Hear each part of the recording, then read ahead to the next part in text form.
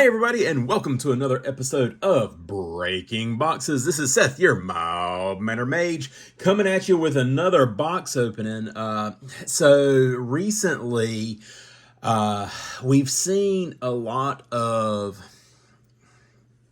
imagery about the upcoming holiday printings with Lord of the Rings. We're returning to Universes Beyond with some new holiday editions that are going to be coming out.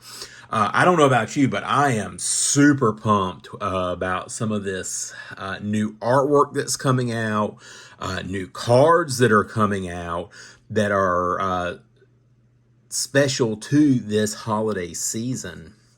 And we're starting to already see some new product starting to roll out into stores. Today, I was at my local Walmart checking out, and when I prefer to get my product from my local game store. I buy 95% of my product from my local game store, but occasionally I do see interesting things at Walmart that I do pick up. Recently I did a box opening on a blind box commander set where you got a random commander deck, a commander deck box, and sleeves. I thought that was really interesting. Well, today, as I was perusing the card gaming section at my my local Walmart and checking out, doing the self-checkout, I saw a display of these kind of interesting little tins that they had. And so this is a Lord of the Rings, Tales of Middle-earth, Magic the Gathering gift tin. And they had three different styles. One featured Gandalf, one featured Eowyn, and then this particular one features the One Ring. I really thought the One Ring one looked really cool, so I was like, well, it was $20, and so it comes with, so you get the tin, which I kind of like, and storage. You always need things to keep your cards in, and it comes with 3 set boosters and 2 promo cards. So I thought we would just kind of break into this on camera, check out the promo cards, see what we got, and break into the packs and just see what sort of value we get out of this, and maybe we'll get some good stuff, and we'll go from there. So let's get into it, without further ado. And I hope I've been posting a lot of shorts recently. So I hope that y'all have been enjoying those shorts, doing the, instead of doing the Spoils of War pack openings on the main channel, I've been doing them as short videos. Well, if I can get into this thing, Jesus. Okay, there we go.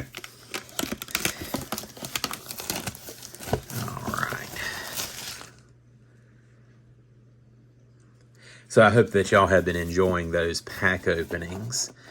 Alright, so we'll slide. Well, can I just slide this off, or am I going to have to rip it off? I'm going to have to rip it off. Okay, there we go. So there we go. That's off, and that's pretty cool. I like that. That is that raised? Yeah, the ring is raised right there off of, I don't know if you can see it on the camera, but the ring is raised. Yeah, you can kind of see it there. So it does have kind of a raised feel right there over the rest of the box. It does say Lord of the Rings, Tales of Middle-earth, Universes Beyond on it. So yeah, yeah, I thought that was pretty cool. And I liked the art better than the Gandalf art, and it also had, I think it was Galadriel was the other art. Okay, so got this foam inset, and then a little plastic inset thing here. Let's just do that. Okay, so then it's got a little inset thing there. All right, and I don't think there's any. really anything else in here. No, okay. So we'll just keep this in here for the right nows. All right. So we've got these 3 set boosters, which I'm glad this comes with set boosters. I prefer the set boosters over draft boosters. I think they are a much better product. Well, for me, you know, I am doing more commander decks than modern or standard. I feel like I'm getting what I want more out of the set boosters. This does come with 2 promo cards, so let's check out these promo cards. And they are sleeved up. Okay, so first up, we've got a very nice LOTR Elves. 1 green mana for a 1/1 tap to add 1 green mana. Nice foiling on that. Old border style. Pretty cool. Okay. And then this makes sense, 2 elf cards since it is Lord of the Rings. Could have also done 2 dwarves or a dwarf and an elf. So we've got Lathril, Blade of the Elves, a black and green and 2 for an elf noble, elf ball commander. Printed in Kaldheim. She was the Kaldheim commander. They did something a little bit different with her. She came out and it was all her and the what else came out with her? It was the Sea Leviathan deck, I think. No. It was the Foretell deck. The Foretell deck, I think it was. You got they were reduced commander decks. They were $20. They weren't as powerful, but easy to upgrade to be just monster decks. Elf Ball, easy to upgrade. You can make them, you know, really, really powerful decks. And her ability is, wow. I mean, it's just something. Menache 2/3. Whenever Lathril, Blade of Elves, deals combat damage to a player, create that many 1/1 green elf creature tokens. You got your token doublers in green, so you can make lots of elves, and then tap her to tap 10 untapped elves you control. Each opponent loses 10 life, and you gain 10 life. You make enough elves, and, you know, just drain and gain the entire board. So, yeah. So, there we go. All right. So, let's take a little bit of a break, not a big one, and get this cleaned up a little bit, and then we will open these packs up after the break. So we'll see you in just a second. All right, and we are back, and let's get into these set boosters and see what sort of goodies we've got. So we've got Gandalf leading the way, so hopefully he won't fail us and will lead us into all sorts of treasure. So it looks like, okay, yeah. These are in the right order. So we've got our land. Go through our commons here. So we've got a Voracious Fell Beast. When it enters the battlefield, each opponent sacks a creature. That's pretty good. Create a food token for each creature sacked this way. Shadow Summoning, create 2 tapped 1/1 white spirit creature tokens with flying. Theoden, King of Rohan. Whenever Theoden, King of Rohan, or another human enters the battlefield under your control, target creature gains double strike until end of turn. I run this card in my Aragorn, the Uniter, Tribal Humans deck, and it can be powerful with all the humans that are coming in, and you can just give a lot of your humans double strike and just really swing for the fences. Rosie Cotton of Southlane. When she enters the battlefield, create a food token. When you create a token, put a 1/1 counter on target creature you control other than Rosie. And then a display of power cannot be copied. Copy any number of target instants or sorcery spells. You may choose new targets for the copies. And that is our rare card for this. And then we have a full Generous Ints. Reach. Enters the battlefield, make a food, and then you can forced cycle it. That's a common. And then we have a nice treasure token. All right, on to pack number 2.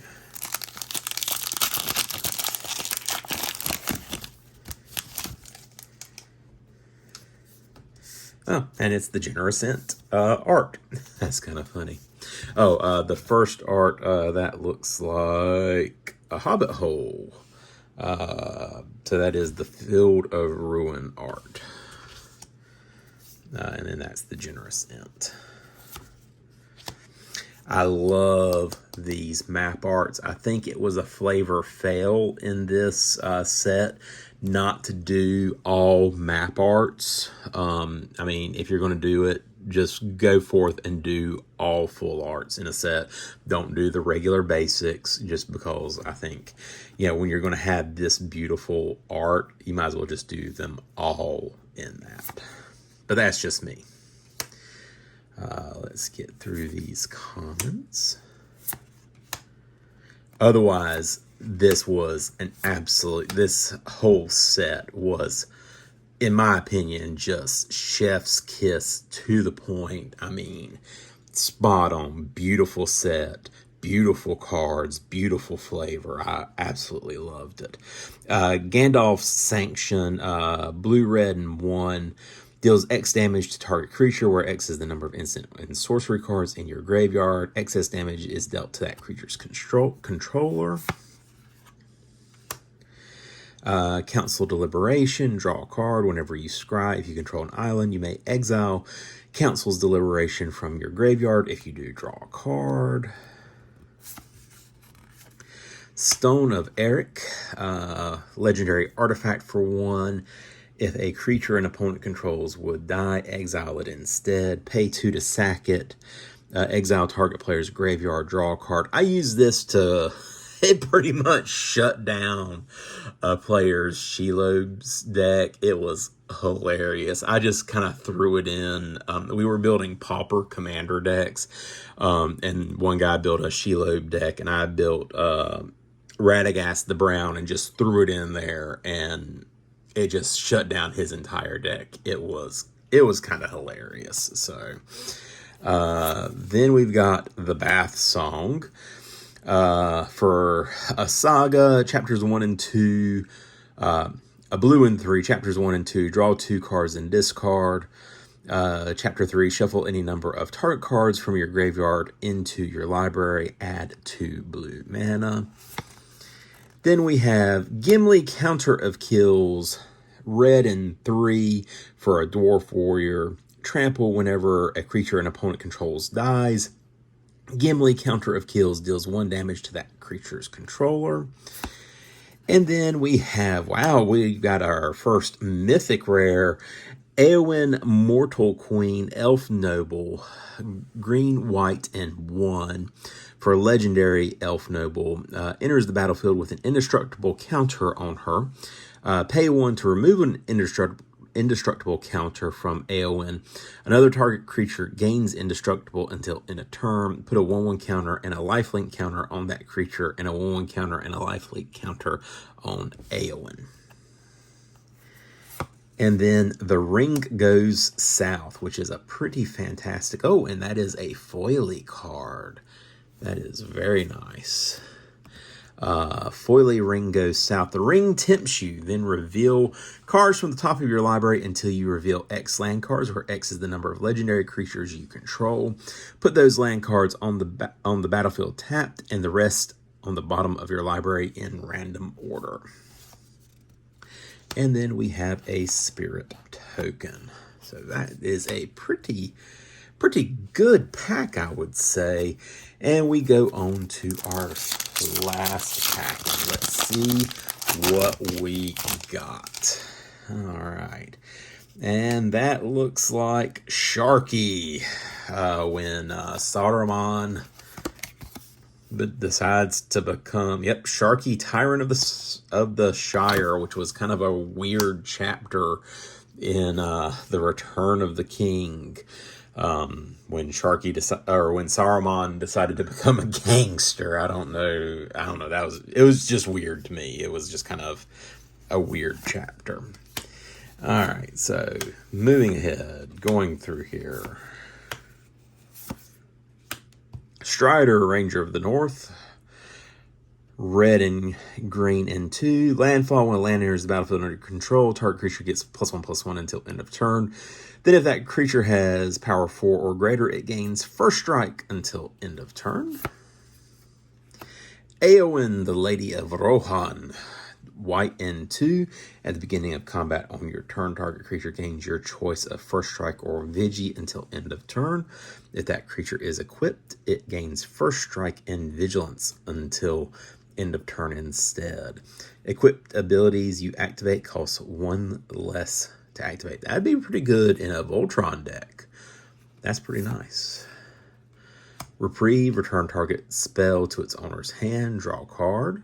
Okay, that'd be good to kind of, I guess, against a counter spell. So rather than it go into the graveyard, maybe return it to your hand, and then you get to draw a card. Faramir, Field Commander. White and 3 for a legendary creature. At the beginning of your end step, if a creature died under your control this turn, draw a card. Okay, whenever the ring tempts you, if you choose a creature other than Faramir, Field Commander as your ring bearer, create a 1/1 white human creature token. All right, pretty good. Then we have Quick Beam, the Upstart Ent. 2 green and 4 for a Tree Folk. Whenever Quick Beam, Upstart Ent, or another Tree Folk enters the battlefield under your control, up to 2 target creatures gets +2/+2 and gain Trample. All right, that could probably be good in a Tree Folk deck. You know, make some big trees. Let them do some smackaroonins. And then here is another Gimli card. Looks like he's in the mines of Moria, mourning his kin. Gimli, Mournful Avenger, red and green and 1, has indestructible as long as 2 or more creatures died under your control this turn. When another creature you control dies, put a 1/1 counter on Gimli. When this ability resolves for the 3rd time this turn, Gimli fights up to 1 target creature you don't control. And it looks like he's kneeling at Balin's tomb in Moria, which is very sad because, if you watch The Hobbit, Balin is one of the main dwarven characters who is traveling in the company of Bilbo under Thorin Oakenshield,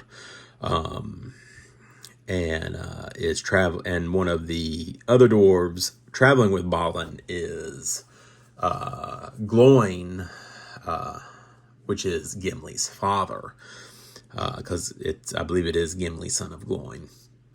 So he is mourning his father's friend, and I believe they were also related as well. So, and then You Cannot Pass, which is an often misquoted line.